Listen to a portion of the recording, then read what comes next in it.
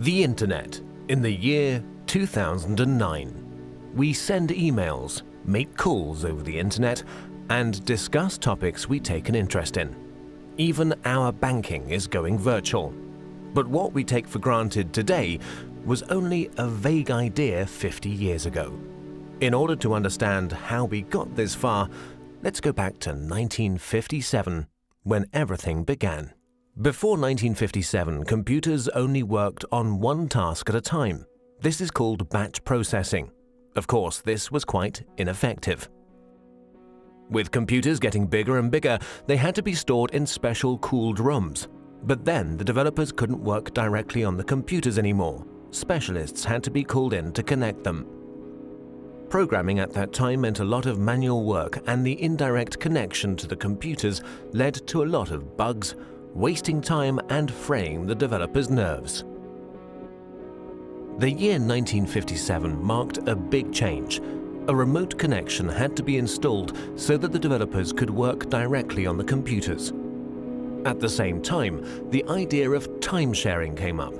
This is the first concept in computer technology to share the processing power of one computer with multiple users.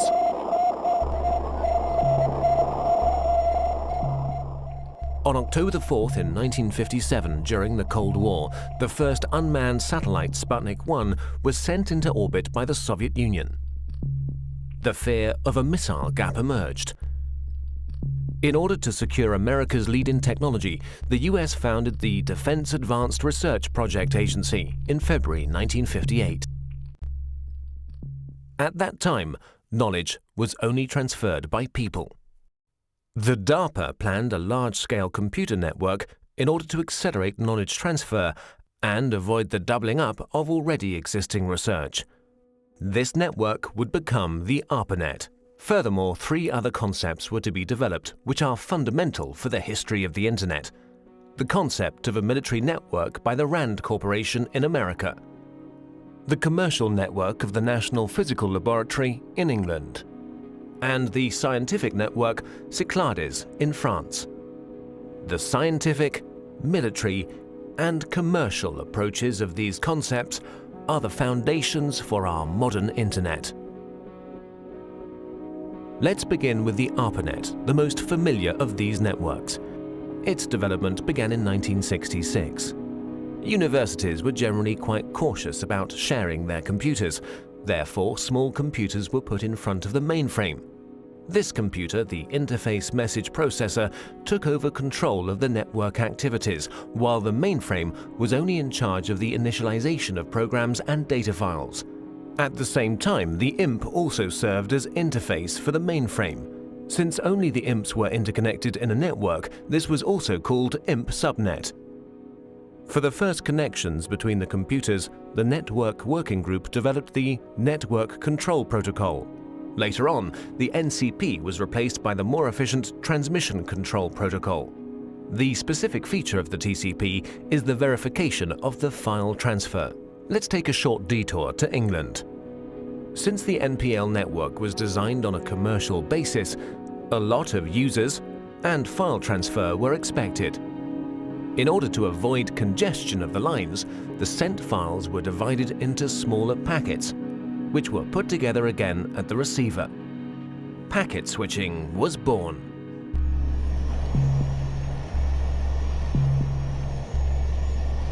In 1962, American Ferret aircraft discovered middle and long-range missiles in Cuba, which were able to reach the United States.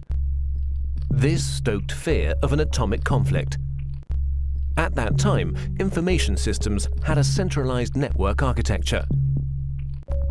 To avoid a breakdown during an attack, a decentralized network architecture had to be developed, which, in case of loss of a node, would still be operative. Communication still used to work through radio waves. That would have caused problems in case of an atomic attack. The ionosphere would be affected and the long-wave radio waves wouldn't work anymore. Therefore, they had to use direct waves, which, however, don't have a long range. A better solution was the model of a distributed network. Thus, long distances could be covered with a minimum of interference. Another milestone followed with the development of the French network Cyclades.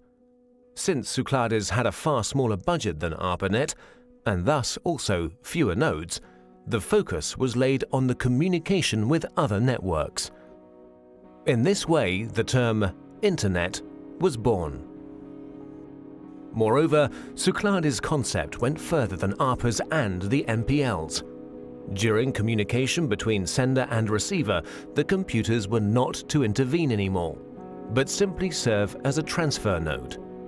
Cyclades' protocol went through all machines using a physical layer that was implemented into the hardware, providing a direct connection with the receiver, an end-to-end structure. Inspired by the Cyclades network and driven by the incompatibility between the networks, their connection gained in importance everywhere. The phone companies developed the X.25 protocol, which enabled communication through their servers, in exchange for a monthly basic charge, of course. DARPA's transmission control protocol was to connect the computers through gateways. And the International Organization for Standardization designed the OSI reference model. The innovation of OSI was the attempt to standardize the network from its ends, and the channel's division into separate layers. Finally, the TCP assimilated the preferences of the OSI reference model and gave way to the TCP/IP protocol, a standard which guaranteed compatibility between networks, and finally merged them, creating the Internet. By February 28, 1990, the ARPANET hardware was removed, but the Internet was up and running.